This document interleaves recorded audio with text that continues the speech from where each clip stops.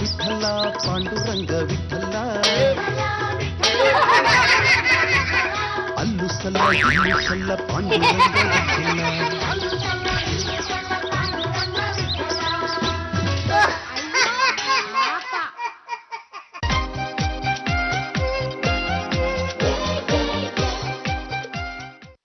ಚಾಚಿ, ರಾಮನಹಳ್ಳಿ ಮಹಿಳಾ ಸಂಘಕ್ಕೆ ನಿನ್ ಡೇಟ್ ಬೇಕಾಗಿತ್ತು.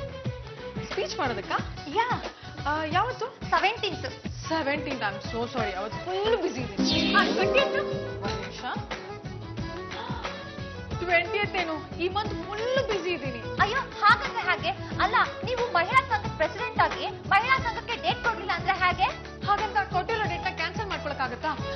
ಎಷ್ಟೊಂದ್ ಜನ ಕ್ರೌಡ್ ಸೇರಿರ್ತಾರೆ. ನಾನು ಹೋಗಿ ಸ್ಪೀಚ್ ಮಾಡ್ಲಿಲ್ಲ ಅಂದ್ರೆ ತುಂಬಾ ಫೀಲ್ ಮಾಡ್ಕೋತಾರೆ. ಹೋಗಿ ನೆಕ್ಸ್ಟ್ ಮಂತ್ ಫಸ್ಟ್ ವೀಕ್.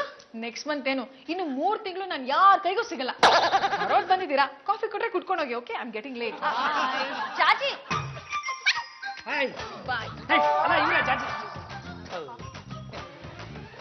ಅಲ್ಲ, ನೀವು ನೋಡಿದ್ರೆ ಮಹಿಳಾ ಸಂಘದವರು ಇಲ್ಲೇ ಇದ್ದೀರಾ, ಅಧ್ಯಕ್ಷರು ನೋಡಿದ್ರೆ ಅದೆಲ್ಲಿಗೆ ಹೋದ್ರು, ಏನ್ ಸಮಾಚಾರ? ಅಲ್ಲ ರೀ, ನಿಮ್ ಹೆಂಡತಿಗೆ ಎಷ್ಟು ಕೊಬ್ಬಿರ್ಬೇಕು. ಮಹಿಳಾ ಸಂಘದಲ್ಲಿ ಇಟ್ಕೊಂಡು ನಮಗೆ ಡೇಟ್ ಕೊಡೋದಿಲ್ಲ ಅಂತ ಹೇಳ್ತಾರೆ. ಅಯ್ಯೋ, ಅವ್ರು ನಮಗೆ ಡೇಟ್ ಕೊಟ್ಟಿಲ್ಲ ಅಂದ್ಮೇಲೆ ಇನ್ ಪಾಂಡ್ರಂಗ್ ಅವ್ರು ಕೊಟ್ಬಿಡ್ತಾರ. ಗೊತ್ತಾನೆ ಅಲ್ಲ, ನಾವು ಯಾರು ಅಂತ ಗೊತ್ತಾನೆ. ನಮ್ಮ ಮೆಂಟ್ರು ನಾವ್ ಬಂದ್ಬಿಟ್ರು ಸಾಕು, ಫುಲ್ ಗಡ ಗಡ ಗಡ ಗಡ. ನಾನ್ ಹೇಳ್ದಂಗೆ ಕೇಳ್ತಾರೆ. ಮನೆಯಲ್ಲೇ ಇರಿ ಅಂದ್ಬಿಟ್ರ ಪಾಪ ಮನೆಯಲ್ಲೇ ಇರ್ತಾರೆ. ಅಯ್ಯೋ ಪಾಂಡುರಂಗ ಅವ್ರೆ, ಸುಮ್ನೆ ಕೊಚ್ಕೋಬೇಡಿ. ಯಾವತ್ತಾದ್ರೂ ಒಂದಿನ ನಿಮ್ ಹೆಂಡತಿನ ಇಡೀ ದಿನ ಮನೆಯಲ್ಲಿ ಇರ್ಸ್ಕೊಳ್ಳಿ, ಆಗ ನಾವು ನಿಮ್ಮನ್ನ ಗಂಡು ಅಂತ ಒಪ್ಕೋತೀವಿ. ಪದ್ಮಿನಿ, ಹಲೋ, ಮೊದ್ಲು ಅದನ್ನ ಮಾಡ್ರಿ. ಮಗನೇ, ಇದಕ್ಕಿಂತ ಅವಮಾನ ಬೇಕೇನು? ಕಂಡು ಹೆಂಗಸ್ರೆಲ್ಲ ನಿನ್ನ ನೋಡಿ ಆಡ್ಕೊಂಡು ನಗ ಹಾಗಾಯ್ತಲ್ಲೋ. ನಾಚಿಕೆ ಆಗಲ್ಬಿಡ ನಿನ್ ಜನ್ಮಕ್ಕೆ. ಏನೇ ಎಚ್ಕೊಂಡ್ರೆ, ಸಿಕ್ತಿರೋ ಚಂದ್ರ ಮೇಲೆ ಆಸೆ ಪಡೋದ್ ಬಿಟ್ಟು ಪಕ್ಕದಲ್ಲಿರೋ ಚಂಪನ್ ಕಡೆ ಗಮನ ಹರಿಸಿ. ಸೀತಾ, ನಿನ್ ಬೆನ್ ಮೇಲೆ ಗುದ್ದ. ಏನು ದೊಡ್ಡ ರೋಗ ಬಂದಿದೆ ಅಂತ ಹೇಳ್ತಾ ಇದೀಯ ನೀನು? ಕತೆ ಕೇಳಿದ್ಮೇಲೆ ಒಂದ್ ಅರ್ಧ ಗಂಟೆ ಆದ್ರೂ ಅಳ್ಬೇಕು ಅನಿಸ್ತಾ ಇದೆ ಕಣೋ.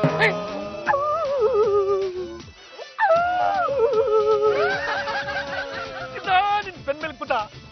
ನೀನು ನನಗೆ ಅಣ್ಣನೂ ಅಲ್ಲ ತಮ್ಮನೂ ಅಲ್ಲ, ಆದ್ರೂ ನನ್ನ ಕತೆ ಕೇಳ್ಬಿಟ್ಟು ಒಂದ್ ಅರ್ಧ ಗಂಟೆನಾದ್ರೂ ಅಳ್ಬೇಕು ಅಂತ ನಿರ್ಧಾರ ಮಾಡಿದ್ಯಲ್ಲ. ಆದ್ರೆ ನಮ್ಮ ಮನೆ ಮಂದಿ ಎಲ್ಲ ನೋಡು, ನನ್ನನ್ನು ನೋಡಿ ಗೇಲಿ ಮಾಡ್ಕೊಂಡು ನಗ್ತಾ ಇದ್ದಾರಲ್ಲ.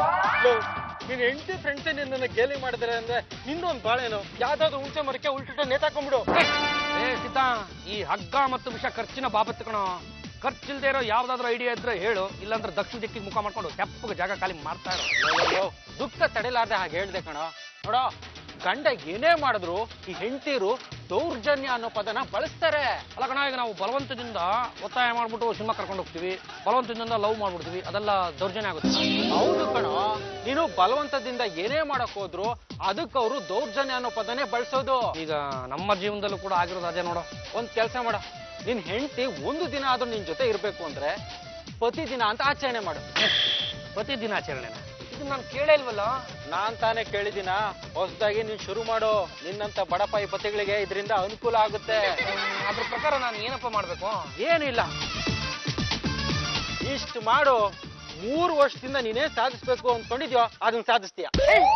ಬಿಟ್ಲಾ, ಇತ್ತೀಚೆಗೆ ಜಾಜಿ ಅವ್ರು ನಮ್ ಕೈಗೆ ಸಿಗ್ತಾನೆ ಇಲ್ವಲ್ಲ?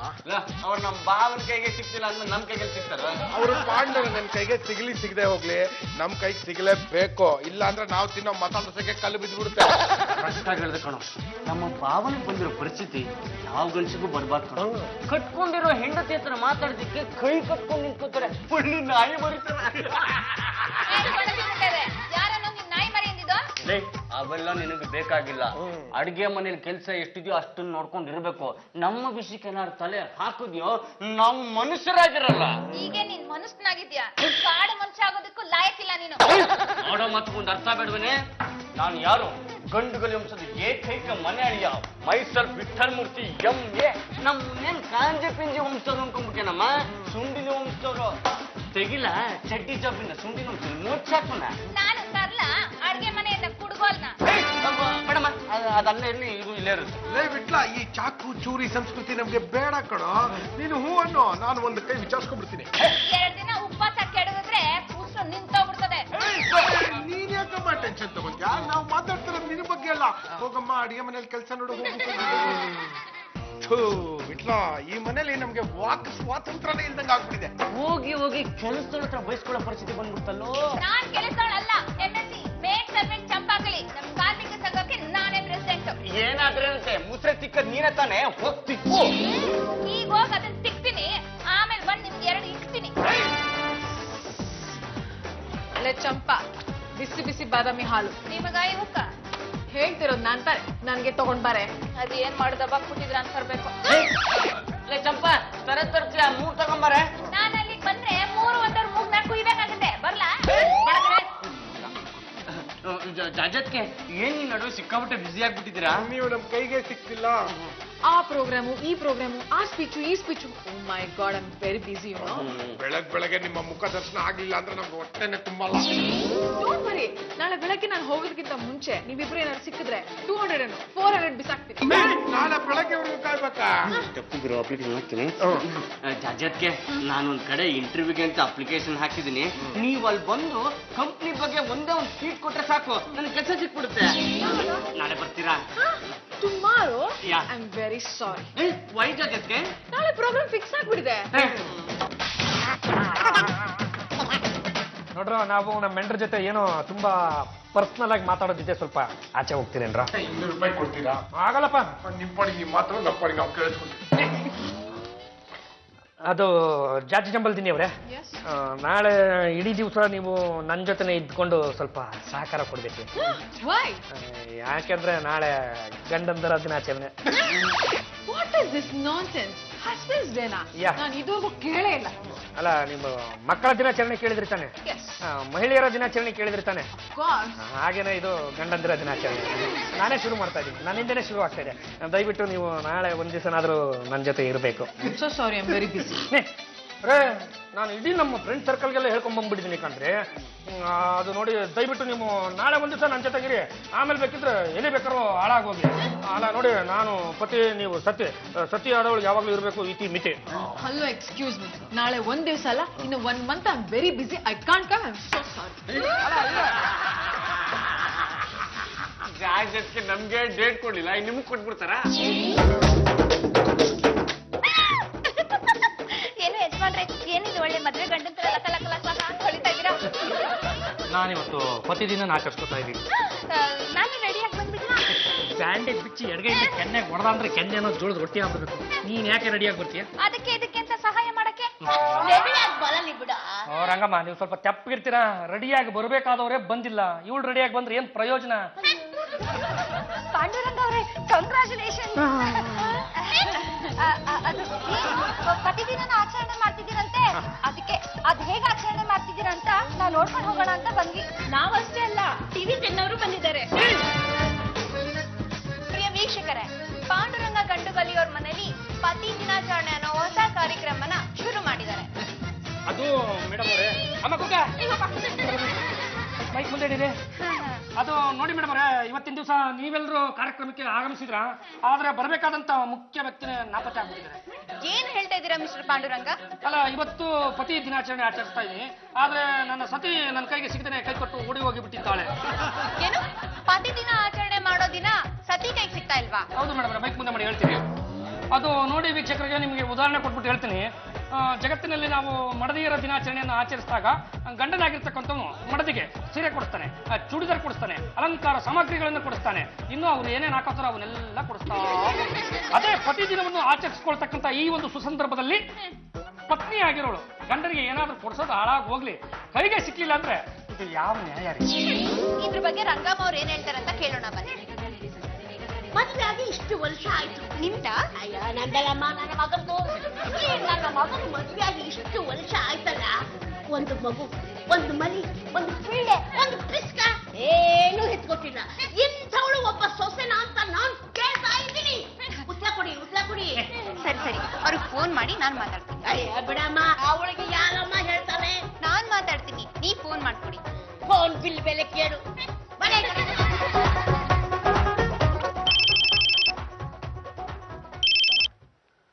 ಹಲೋ, ಸಮಾಜ ಸೇವಕಿ ಜಾಜಿ ಜಂಬಲ್ ದಿನಿ ಸ್ಪೀಕಿಂಗ್. ಒಂದ್ ನಿಮಿಷ ಇಲ್ಲಮ್ಮ. ಹಲೋ, ನಾನು ಟಿವಿ 10 ಇಂದ ನಿರೂಪಕಿ ಮಾತಾಡ್ತಾ ಇರೋದು. ನಿಮ್ ಯಜಮಾನ್ರು ಪತಿ ದಿನ ಆಚರಣೆ ಮಾಡ್ತಿದ್ದಾರೆ, ನೀವೇ ಪತ್ತೆ ಇಲ್ವಲ್ಲ, ಯಾಕೆ? You know, I am very busy. ಅಂದ್ರೆ ನೀವ್ ಈ ದಿನಾಚರಣೆಗೆ ಸಹಕಾರ ಕೊಡೋದೇ ಇಲ್ವಾ? ಎಕ್ಸ್ಕ್ಯೂಸ್ ಮೀ, ಈ ಹಸ್ಬೆಂಡ್ ದಿನಾಚರಣೆ ಅನ್ನೋದು ಇಡೀ ಜಗತ್ತಲ್ಲಿ ಎಲ್ಲೂ ಇಲ್ಲ. ಮೂಢನಂಬಿಕೆಗಳನ್ನ ಹುಟ್ಟಾಕಿ ಹೆಣ್ಮಕ್ಳ ಮೇಲೆ ದೌರ್ಜನ್ಯ ಮಾಡೋದು, ಶೋಷಣೆ ಮಾಡೋದು ಇದು ನಂಗೆ ಲೈಕ್ ಆಗಲ್ಲ ಇವನು. ಅದಕ್ಕೆ ಈ ಪತಿ ದಿನಾಚರಣೆಗೆ ನನ್ನ ಧಿಕ್ಕಾರ ಧಿಕ್ಕಾರ ಧಿಕ್ಕಾರ ಇಡ್ರಪ್ಪ. ಏನಂದ್ಲಮ್ಮ? ಪತಿ ದಿನಾಚರಣೆಗೆ ಧಿಕ್ಕಾರ ಅಂದ್ರು. ಈಗಲಾದ್ರೂ ಅರ್ಥ ಆಯ್ತೇನ್ರಿ ನಮ್ಮಂತ ಬಡಪಾಯಿ ಪತಿಗಳ ಕಷ್ಟ ಏನು ಅಂತ. ನೀವೇನು ಯೋಚನೆ ಮಾಡ್ಬೇಡಿ, ಇಲ್ಲಿ ಶೂಟ್ ಮಾಡಿರೋದನ್ನ 24 ಗಂಟೆ ಚಾನಲ್ ಅಲ್ಲಿ ಹಾಕಿ ಉಜ್ಬಿಡ್ತೀವಿ. I love you. ಅಭಿ, ನೀವ್ ಮಾಡಿದ್ ಸರಿನಾ? ಏನ್ ಮಾಡ್ದೆ? TV10 ಅವ್ರನ್ನ ಕರೆಸಿ ಪತಿ ದಿನ ಆಚರಣೆ ಮಾಡ್ತಿದ್ವಿ ಅಂತ ಯಾಕೆ ಹೇಳಿದ್ರಿ? ಅದು ನೋಡಿ ಜಾತಿ ಜಂಬಲ್ದಿನಿ ಅವರೇ, ನಾನು ಇಷ್ಟೆಲ್ಲ ಮಾಡ್ತಾ ಇರೋದೇ ಪ್ರಚಾರಕ್ಕೋಸ್ಕರ. 4-6 ಜನಕ್ಕೆ ಗೊತ್ತಾಗ್ಲಿ ಅಂತ ಆ ಥರ ಮಾಡಿದೆ. ಏನ್ ತಪ್ಪು? TV10 ಅವರು ನನ್ನ ಮಾನ ಮರ್ಯಾದಿನ ರೋಡಿಗೆ ತಂದಿದ್ದಾರೆ ಗೊತ್ತಾ? ನೀವು ಮನೆಗೆ ಎಲ್ಲಿರ್ತೀರಾ? 24 ಗಂಟೆ ರಸ್ತೆನಲ್ಲಿ ತಾನೇ ಇರ್ತೀರಾ? ಹೋದ್ರು ಹೋಯ್ತು, ಬಿಟ್ಬಿಡಿ. ಅವೆಲ್ಲ ನನ್ಗೆ ಗೊತ್ತಿಲ್ಲ. ಅವ್ರನ್ನ ಕರೆಸಿ ನನ್ನ ಹೆಂಡತಿ ತುಂಬಾ ಒಳ್ಳೆಯಳು, ನನ್ ತಪ್ಪಿಲ್ಲ ಅಂತ ಹೇಳ್ಬೇಕು. ಇಲ್ಲಾಂದ್ರೆ ನಾನ್ ಏನ್ ಮಾಡ್ತೀನಿ ಅಂತ ನನ್ಗೆ ಗೊತ್ತಿಲ್ಲ. ಏನ್ ಮಾಡ್ಬಿಡ್ತೀರಾ? ನನ್ನನ್ನು ಸಾಯಿಸ್ಬಿಡ್ತೀರೋ? ಎಸ್, ನೀವೇನ್ರಿ ನನ್ನನ್ನು ಸಾಯಿಸೋದು? ಆತ್ಮಹತ್ಯೆ ಪಾಪ ಆದ್ರೂ ಸರಿ, ನಾನು ಅದ್ ಮಾಡ್ಕೊಂಡು ಸತ್ತೋಗ್ಬಿಡ್ತೀನಿ ಕಣ್ರಿ. ಮಾಡ್ತೀನಿ. ಏನ್ ಮಾಡ್ತಾ ಇದ್ದೀರಾ? ಗೊತ್ತಾಗತ್ತೀರಿ? ಅಲ್ಲ ನಾನ್ ಕಣ, ಅದೆತ್ತಿದ್ರದು ಎಲ್ಲಿ ಎತ್ಕೊಂಡು ಕೂತ್ಕೊಳ್ಳಿ, ಎಲ್ಲ ಮುರ್ಕೊಂಡು ಕೂತ್ಕೊಂಡಿದ್ದೀನಿ. ಅದು ನೋಡು, ನಾಳೆ ನಾನು ಸತ್ತೋಗ್ತಿದ್ದೀನಪ್ಪ. ತಿತ್ತಿದ್ದು ತಗೊಂಡು ಒಡೆ ತಿನ್ಕೊಂಡು ಹೋಗ್ಬಿಡು. ಆಮೇಲೆ ಇಷ್ಟಕ್ಕೆಲ್ಲ ಕಾರಣ ನಮ್ಮ ಮೆಂಡ್ರೆ ಅಂತ ಎಲ್ಲ ಕಡೆ ಹೇಳ್ಬಿಡು. ಅಲ್ಲಮ್ಮ, ನಮ್ಮ ವಂಶನ ಏನೋ ಉತ್ಸಾಹ ಮಾಡ್ತಾ ಅಂತ ನಿನ್ನ ಈ ಮನೆ ಕಲ್ಕೊಂಡ್ ಬಂದೆ. ನನ್ನ ಮಗನ್ನ ಕೊಲ್ಲೋಕೆ ಸ್ಕೆಚ್ ಹಾಕಿದೆಯಲ್ಲ, ನೀನು ಮಾಡ್ತಾ ಇರೋದು ಸರಿನಾ? ಅಷ್ಟೇ ದೊಡ್ಡ ರಮೇಶ್, ಏನೋ ಕೋಪ ಬಂದು ಹಾಗಂದೆ. ಹಾಗಂದ್ ಮಾತ್ರಕ್ಕೆ ನಿಜವಾಗ್ಲೂ ಕೊಂದೇ ಬಿಡ್ತೀನಾ? ಸಾಕು ಸುಮ್ಮನೆ ರೀ. ನೀವು ಕೋಪದಲ್ಲಿ ಆಡೋ ಮಾತುಗಳು ಯಾವತ್ತಿದ್ರು ನಿಜ ಆಗ್ತವೆ. ಆವತ್ ನೋಡಿ ಬೆಳಗ್ಗೆನೆ ಹಬ್ಬೆ ನಾನ್ ನಿಮ್ ಕೈ ಮುರಿತೀನಿ, ಹಬ್ಬೆ ನಾನ್ ನಿಮ್ ಕೈ ಮುರಿತೀನಿ ಅಂದ್ರೆ ನಾನೆಲ್ಲ ನಮ್ಮ ಮೆಂಡ್ರೆ ತಮಾಷೆ ಮಾಡ್ತಾವ್ರಿ ಅನ್ಕೊಂಡು ನಸು ನಕ್ಕೊಂಡಿದ್ದೆ. ರಾವು ಕಾಲ ಬರ್ತಿದ್ದಂಗೆ ಎಳಗೆ ನಂಗೆ ಕಳಕತ್ತ ಮುರಿದಾಕ್ಬಿಟ್ರಲ್ಲ ರೀ. ಡಾಕ್ಟರ್ ರವೀಂದ್ರ ಅವ್ರು ಕೇಳಿದಾಗ ಅವ್ರು ಎಷ್ಟು ಕಣ್ಣೀರ್ ಹಾಕ್ಬಿಟ್ರು ಗೊತ್ತೇನ್ರಿ? ಮಮ್ಮಿ ನೀನ್ ಏನು ಯೋಚನೆ ಮಾಡ್ಬೇಡ, ನಾನು ಒಂದು 5% ಖರ್ಚು ಮಾಡಲ್ಲ, ಹಂಗ್ ಸತ್ತೋಗ್ತೀನಿ. ಅಲ್ಲ ಪಪ್ಪ ಸತ್ತಕ್ಕೆ ನೀನ್ ಏನ್ ಮಾಡಿದ್ದೆ? ಇದೇ ಪಂಚನೆ ಹೊತ್ತಿದ್ದೆ ಕಣೋ. ನನ್ ಶವ ಮುಚ್ಚಕ್ಕೆ ಅಂತ ಹೊಸ ಬಟ್ಟೆ ಎಲ್ಲ ತರಕೋಬೇಡ, ಇದೇ ಪಂಚೆ ಬಿಸ್ಬಿಟ್ಟು ಮುಚ್ಬಿಡು. ಅಭಿ, ಫೋನು. ನಾನು ಸಾಯೋದಕ್ಕೆ ಅಂತ ಹೋಗ್ತಾ ಇದ್ದೀನಿ. ಫೋನ್ ತಗೊಂಡು ನಾನು ಏನ್ರಿ ಮಾಡಿದೆ? ಅಲ್ಲ, ಯಾರಾದ್ರೂ ಫೋನ್ ಮಾಡಿದ್ರೆ? ನೀವು ಕರೆ ಮಾಡಿರುವ ಚಂದಾದಾರರು ಚಂದ ಕೊಡಕ್ಕಾಗದೇನೆ ಮೇಲಕ್ಕೆ ಹೋಗಿದ್ದಾರೆ ಅಂತ ಹೇಳಿ. ಮಗನೇ, ಮಗನೇ. Disgusting people. ಪದ್ದು ಬಿಟ್ಲಾ ಕಮ್ಮಿ. ಜಾಜಿ ಅವರೇ, ನೀವು ಮಸಾಲೆ ದೋಸೆಗೆ ಅಂತ 200 ರೂಪಾಯಿ ತಳ್ಳಿ ಅದೇನು ಮಾಡ್ಬೇಕೋ ಹೇಳಿ. ಯಾವುದೇ ಕಾರಣಕ್ಕೂ ಅಭಿ ಸಾಯ್ಬಾರ್ದು. ಅಕಸ್ಮಾತ್ ಅವ್ರು ಸಾಯೋದಕ್ಕೆ ಅಂತ ಹೋದ್ರೆ ನಾವೇ ಹಳ್ಳ ತೋಡ್ಬಿಡೋದ? ರಮೇಶ್, ಸಾಯ್ದಿರ ಹಾಗೆ ನೋಡ್ಕೊಂಡ್ರ. ಪ್ಲಗ್ ಹಾಕಿದ್ದಾಯ್ತು. ಇದ್ರ ಮೇಲೆ ನಾನು ಕೂತ್ಕೊತಿದ್ದ ಹಾಗೆ ಅಮ್ಮ ನನಗಿಂತ ಮುಂಚೆ ಶಿವ ಶಿವ ಅಂದ್ಬಿಟ್ಟಿರ್ತೀನಿ. ಈ ಕಡೆ ಬರ್ರಿ. This is cable, that is plug, connected to the plug. ಇದ್ರ ಮೇಲೆ ನಾನು ಕೂತು ಬಿಟ್ರೆ ಸಾಕು ಕಣ್ರಿ, ಹರ ಅಂದು ಶಿವನ್ ಪಾದ ಸೇರ್ಬಿಡ್ತೀನಿ. ನಿಮಗೆ ಕಣ್ಣೀರು ಬಂದ್ರೆ ಮಾತ್ರ ಕಣ್ಣೀರು ಹಾಕಿ. ನೀವಲ್ಲ ಕಣ್ರಿ, ಸಾಕ್ಷಾತ್ ಯಮದೇವನೇ ಬಂದು ಲೇ ನೀನ್ ನನ್ನ ಜೊತೆ ಬರಬೇಡ ಅಂದ್ರೂ ಕೇಳಲ್ಲ. ನಾನು ಮೇಲೆ ಹೆಂಗೋ ಸೀಟ್ ಅಡ್ಜಸ್ಟ್ ಮಾಡ್ಕೊಂಡು ಹೋಗ್ಬಿಡ್ತೀನಿ. ಜಾಜಿ ಅವರೇ, ನೀವೇನು ಯೋಚನೆ ಮಾಡ್ಬಿಡಿ. ಈ ಕುರ್ಚಿ ಮೇಲೆಲ್ಲ ಅವನು ಪ್ಲಗ್ ಪಾಯಿಂಟ್ ಒಳಗೆ ಕೈ ಹಾಕಿದ್ರು ಸಾಯೋದಿಲ್ಲ. ತಮಾಷೆ, ನಂಬಿಕೆ ಬರ್ತಾ ಇಲ್ಲ ಅಲ್ವಾ? ಜೈ ಹನುಮಾನ್. ಏನ್ರ ಇದೆಲ್ಲ? ನೀವಿಂತದ್ದು ಮಾಡ್ತೀರಾ ಅಂತ ನಮಗ್ ಗೊತ್ತಿತ್ತು, ಅದಕ್ಕೆ ಕರೆಂಟ್ ಕಂಬದಲ್ಲೇ ಕರೆಂಟ್ ಕಟ್ ಮಾಡ್ಬಿಟ್ವಿ. ಪದ್ದು, ನಮ್ ಭಾವ ಯಾವ ತರ ಸಾಯ್ಬೋದ? ಅವನು ಸತ್ತು ಅವನ ಪೋಸ್ಟ್ ಮಾರ್ಟಮ್ ಆಗೋವರೆಗೂ ಅವ್ನು ಯಾವ ತರ ಸತ್ತ ಅಂತ ಯಾರಿಗೂ ಹೇಳಕ್ ಆಗೋದಿಲ್ಲ. ಪರಮೇಶ್ವರ, ತ್ರಿನೇತ್ರ, ಅಪ್ಪ ಭೋಲೆನಾಥ್, ನೀಲಕಂಠ, ನಿನ್ನ ಮುಂದೆ ಗ್ಲಾಸಿನಲ್ಲಿ ಇಟ್ಟಿದ್ದೀನಲ್ಲ, ಇದನ್ನ ಜ್ಯೂಸು ಅಂತ ನೀನ್ ತಿಳ್ಕೊಂಡಿರ್ಬೇಕಲ್ವಾ? ಅಲ್ಲ, ವಿಷ. ಅಂತಿಂತ ವಿಷ ಅಲ್ಲ ಪರಂಜಿ, ಅದು ಕಾರ್ಕೋಟಕ ವಿಷ. ನೀನೇನು ವಿಷ ಕೊಡ್ತಾಗ ಪಾರ್ವತಕ್ಕೆ ಬಂದು ಗಂಟೆ ನಂಬ್ಬಿಟ್ಟು ನಿನ್ನನ್ನು ಬದುಕಿಸ್ಬಿಟ್ಲು. ನನ್ನನ್ನು ಯಾರು ಬಂದು ಬದುಕಿಸ್ತಾರೋ ನಾನು ನೋಡೇ ಬಿಡ್ತೀನಿ. ನಿನ್ನ ಹತ್ರನೇ ಬರ್ತಾ ಇದ್ದೀನಿ. ನನಗೋಸ್ಕರ ಒಂದು AC ರೂಮ್ನ ರೆಡಿ ಮಾಡಿಟ್ಕೋ. ಒಂದು ನಿಮಿಷ ಇರು, ನನ್ನ ಕೊನೆ ಆಸೆನ ಈಡೇರ್ಸ್ಕೊಂಡ್ ಬಂದ್ಬಿಡ್ತೀನಿ. ಪದ್ದು, ಭಾವ ವಿಷ ಕುಡಿದು ಬಿಟ್ರೆ ಸತ್ತಾಗ್ತಾರಲ್ವಾ? ಪಾಂಡ್ರಂಗ ಕುಡಿತಾರೋ ವಿಷ, ನಾವು ಕುಡಿತಾರೋ ಈ ಜ್ಯೂಸು ಎರಡು ಒಂದೇ ಕಲರ್ ಇದೆ. ಇದ್ರೊಳಗಡೆ ಈ ನಿದ್ದೆ ಮಾತ್ರ ಹಾಕ್ಬಿಟ್ಟು ಎಕ್ಸ್ಚೇಂಜ್ ಮಾಡ್ಬಿಡೋಣ.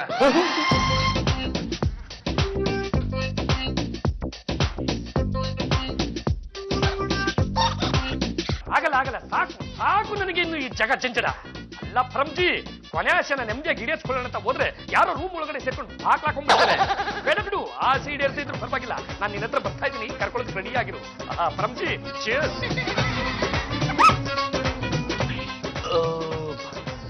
ಈ ವಿಷ ಅನ್ನೋದು ಗಂಟ್ಲಿಂದ ಕಿಬ್ಬೊಟ್ಟೆ ಗಿಳಿಯೋವಷ್ಟರಲ್ಲಿ ನಿದ್ದೆ ಅನ್ನೋದು ಅಂಗಂಗೆ ಆವರಿಸ್ತಾ ಇದೆಯಲ್ಲಪ್ಪ. ಎಲ್ಲ ಬಿಳಿ ಬಿಳಿಯಾಗಿ ಕಾಣಿಸ್ತಾ ಇದೆ. ಇಲ್ಲೇ ಹಿಂಗಿರ್ಬೇಕಾದ್ರೆ ಸ್ವರ್ಗದಲ್ಲಿ ಇನ್ನು ಹೆಂಗಿರ್ಬೇಕು? ನನ್ನ ಅಂದೆ ನಾನು ಅಲ್ಲೋಗಿ ಪ್ರಾಣ ಬಿಡ್ತೀನಪ್ಪ. ಚಂಪಾ, ನನ್ನ ಮಗ ಯಾಕೆ ಇಷ್ಟೊತ್ತಾದ್ರೂ ಇನ್ನೂ ಬಿದ್ಕೊಂಡೇ ಇದ್ದಾನೆ? ಗೊತ್ತಿಲ್ಲ ಅತ್ತೆ, ಎಷ್ಟು ಸರ್ತಿ ಹೇಳ್ಸಿದ್ರು ಹೇಳ್ತಾನೆ ಇಲ್ಲ. ಅದೇನ್ ಇದಾರೋ ಹೋಗಿ ಬಿಟ್ರೋ ಒಂದು ಗೊತ್ತಾಗ್ತಾ ಇಲ್ಲ. ಬಂದು ಬಿಟ್ಲಾ? ಏನ್ ಮಾಡಿದ್ರು? ಅದಕ್ಕೆ ನಿದ್ದೆ ಮಾಡ್ತಿದ್ದಾರೆ. ಪಾಂಡುರಂಗ ಅವ್ರ ಮನೆ ಇದೇನಾ? ಹೌದು, ಯಾಕೆ? ನನಗೆ ಜೀವನದಲ್ಲಿ ಆಸಕ್ತಿ ಇಲ್ಲ, ನಾನು ಸಾಯ್ಬೇಕು ಅಂತ ಮೆಸೇಜ್ ಬಂದಿತ್ತು. ಅವರು ಚೆನ್ನಾಗಿದೆ ಅಂತಾನೆ. ಅಯ್ಯೋ, ಸರಿಯಾದ ಟೈಮ್ಗೆ ಬನ್ನಿ ಡಾಕ್ಟ್ರೆ. ನನ್ನ ಮಗ ಬಿದ್ಕೊಂಡಿರೋದು ನೋಡಿದ್ರೆ ನನಗೆ ಯಾಕೋ ಭಯ ಆಗ್ತಿದೆ. ಅದು ಏನಾಗಿದೆ ಅಂತ ಸ್ವಲ್ಪ ನೋಡಿ. ಯಾರು ಈ ತರ ಮಾಡಿದ್ದು? ನನ್ಗೇನು ಗೊತ್ತಿಲ್ಲ ಬಿಟ್ಲ, ನನಗೇನು ಗೊತ್ತಿಲ್ಲ. ನಿನ್ಗೇನಾರು ಗೊತ್ತೇನಾ? ನಿನಗೆ ಗೊತ್ತಿಲ್ಲ ಅಂದ್ರೆ ನನಗೆಲ್ಲಿಂದ ಗೊತ್ತಿರುತ್ತಾ? ನಂಗೊತ್ತು ಗೊತ್ತಿಲ್ಲಪ್ಪ. ಅವರೇ ಡೈ ಆಗ್ಬೇಕು ಅಂತ ಯಾವ್ದೋ ಡ್ರಿಂಕ್ಸ್ ತಗೊಂಡ್ಬಿಟ್ಟಿದ್ದಾರೆ. ಏನಾಗಿದೆ ಡಾಕ್ಟ್ರೆ? ಇವನು ಗಾಢವಾದ ನಿದ್ದೆಲಿದ್ದಾನೆ. ಯಾರೋ ನಿದ್ದೆ ಮಾತ್ರನ ಜ್ಯೂಸ್ ಅಲ್ಲಿ ಹಾಕಿ ಕುಡಿಸ್ಬಿಟ್ಟಿದ್ದಾರೆ. ನೀವೇನು ಯೋಚನೆ ಮಾಡ್ಬೇಡಿ, ಒಂದು ಇಂಜೆಕ್ಷನ್ ಕೊಡ್ತೀನಿ. ಸಂಜೆ ಒಳಗಡೆ ಹೇಳಿಲ್ಲ ಅಂದ್ರೆ ಪುರೋಹಿತರನ್ನ ಕರ್ಸ್ಬಿಡಿ.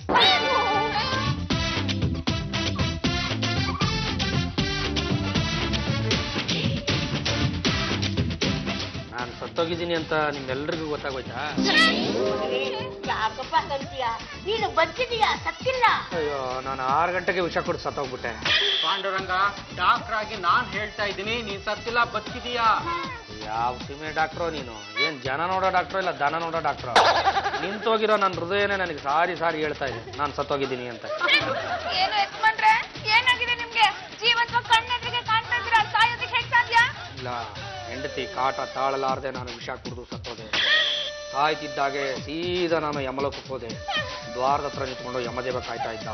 ಬಾ ರಾಜ ಬಾ, ನಿನಗೋಸ್ಕರ ಒಂದು ರೂಮ್ ಅಲಾಟ್ ಮಾಡಿದ್ದೀನಿ, ಅಲ್ಲಿ ಕೂತ್ಕೊಂಡು ಕಾಯ್ತಾ ಇರು, ನನಗೆ ಸ್ವಲ್ಪ ಕೆಲಸ ಇದೆ, ತದನಂತರ ಬಂದು ನಿನಗೆ ಶಿಕ್ಷೆ ಪ್ರಕಟಿಸ್ತೀನಿ ಅಂದ.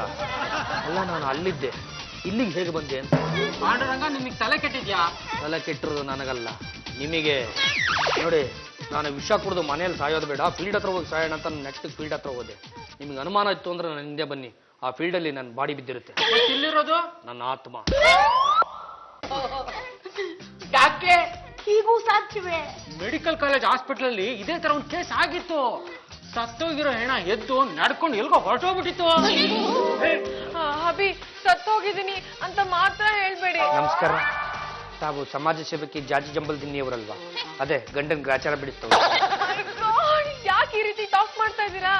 ಮಾತಾಡ್ತಾ ಇರೋದು ಶರೀರ ಅಲ್ಲ, ಆತ್ಮ. ಪಾಂಡುರಂಗ, ಇದು ಆತ್ಮ ಅಲ್ಲ ಕಣೋ, ಶರೀರ. ನೀವು ಸ್ವಲ್ಪ ತೆಪ್ಪಕ್ಕೆ ಕೂತ್ಕೊಳ್ಳಪ್ಪ. ಸತ್ತೋಗಿರೋ ನಾನು, ನನಗೆ ಗೊತ್ತಾಗಲ್ವಾ ಆತ್ಮ ಯಾವುದು ಶರೀರ ಯಾವುದು ಅಂತ? ನಿಮ್ಗೆ ಅನುಮಾನ ಇತ್ತು ಅಂದ್ರೆ ಫೀಲ್ಡ್ ಹತ್ರ ಬನ್ನಿ, ಅಲ್ಲಿ ನನ್ನ ಬಾಡಿ ಬಿದ್ದಿದೆ, ತೋರಿಸ್ತೀನಿ. ಅಯ್ಯೋ, ಹೋಗೇ ಬಿಟ್ಟ. ಅಯ್ಯೋ ಅಮ್ಮ, ಹೋಗೇ ಬಿಟ್ಟ ಅನ್ಬಾರ್ದು, ಹೋಗೇ ಬಿಡ್ತು ಅನ್ಬೇಕು. ಅದು ಆತ್ಮ. ಬನ್ನಿ ಡಾಕ್ಟ್ರೆ, ಫೀಲ್ಡ್ ಹತ್ರ ಹೋಗೋಣ. ನಡೀರಿ. ಅಭಿ ಹೇಳ್ದಾಗೆ ಇದೇನಾದ್ರು ಆತ್ಮನೇ ಆಗಿದ್ರೆ ನಿಮ್ಮಿಬ್ರನ್ನು ಅಸ್ಥಿ ಬಂಧನ ಮಾಡ್ಬಿಡ್ತೀನಿ. ಅಯ್ಯೋ, ನನ್ನ ಬಾಡಿ ಇಲ್ಲೇ ಬಿದ್ದಿತ್ತಲ್ಲಪ್ಪ, ಅದು ಯಾರು ಎಲ್ಲಿಗೆ ತಗೊಂಡೋಗೋದು ಏನು ಮಾಡ್ಬಿಟ್ರು ಅಂತ. ಭಗವಂತ, ಈಗ ನಾನು ಹೋಗಿ ಯಾರ ದೇಹದಲ್ಲಿ ಸೇರ್ಕೊಳ್ಳಪ್ಪ. ಏನಾಯ್ತು? ನನ್ನ ದೇಹ ಇಲ್ಲೇ ಬಿದ್ದಿಟ್ರಪ್ಪ, ಈಗ ಏಕಾಏಕಿ ನಾಪತ್ತೆ ಆಗ್ಬಿಟ್ಟಿದೆ. ನಾನು ಬರೀ ಆತ್ಮ, ನನ್ನ ದೇಹ ನನಗೆ ಸಿಕ್ಲಿಲ್ಲ ಅಂದ್ರೆ ನಾನು ಹೋಗಿ ಯಾರ ದೇಹದೊಳಗಡೆ ಸೇರ್ಕೊಳ್ಳಿ. ಚಂಪಾ, ಅಕ್ಕ ಗಿಕ್ಕ ಅಂದ್ರೆ ಪಕ್ಕೆ ಮುರಿದ್ಬಿಡ್ತೀನಿ. Oh my God, ಆ ಬಾಡಿ ಹಬಿದಿರ್ಬೇಕು. ಒಂದು ಹೋಗಿ ನೋಡ್ರ. ಲೇ ಹುಡುಗ್ರ, ಬಂದ್ರ ಇಲ್ಲಿ. ಆತ್ಮ ಮುಚ್ಚೋಗ್ಬಿಡ್ತು. ಏನಿದು ಆಶ್ಚರ್ಯ, ಎಲ್ಲೋ ಇದ್ದ ಬಾಡಿ ಬಂದು ಆತ್ಮಕ್ಕೆ ಸೇರ್ಕೊಂಡ್ಬಿಡ್ತು. ಸರಿ, ಈ ಆತ್ಮ ಮತ್ತು ಬಾಡಿ ಬೇರೆ ಆಗೋದಕ್ಕೆ ಕಾರಣ ಏನು? ಅದು ನನ್ನ ಹಬಿ ಪತಿ ದಿನಾಚರಣೆ ಮಾಡ್ಬೇಕು ಅಂತಿದ್ರು. ಮೇಡಮ್, ಒಂದ್ ನಿಮಿಷ, ನೀವೇನ್ ಹೇಳ್ಬೇಕು ಅನ್ಕೊಂಡಿದ್ದೀರೋ ಅದನ್ನ ಡೈರೆಕ್ಟ್ ಆಗಿ ಕ್ಯಾಮ್ರಾಗೆ ಹೇಳಿ. ಅದು ನನ್ನ ಹಬಿ ಪತಿ ದಿನಾಚರಣೆ ಮಾಡ್ಬೇಕು ಅಂತಿದ್ರು, ಅದಕ್ಕೆ ನಾನು ಅಪೋಸ್ ಮಾಡ್ತಾನೆ ಇದ್ದೆ. ಅದಕ್ಕೆ ಅವ್ರಿಗೆ ಕೋಪ ಬಂದು ಸಾಯೋದಕ್ಕೆ ಹೊರಟಿದ್ರು. ಇಷ್ಟಕ್ಕೆಲ್ಲ ಕಾರಣ ನಾನೇ. ಮುಂದೆನೂ ನೀವು ಹೀಗೆ ಮಾಡ್ಬೇಕು ಅನ್ಕೊಂಡಿದ್ದೀರಾ? ನೋ, ಇನ್ಮೇಲೆ ನನ್ನ ಹಬಿನ ಸ್ವಂತ ಗಂಡನ ತರ ನೋಡ್ಕೋತೀನಿ. ಅವ್ರನ್ನ ಹನಿಮೂನ್ಗೂ ಕರ್ಕೊಂಡು ಹೋಗ್ತೀನಿ.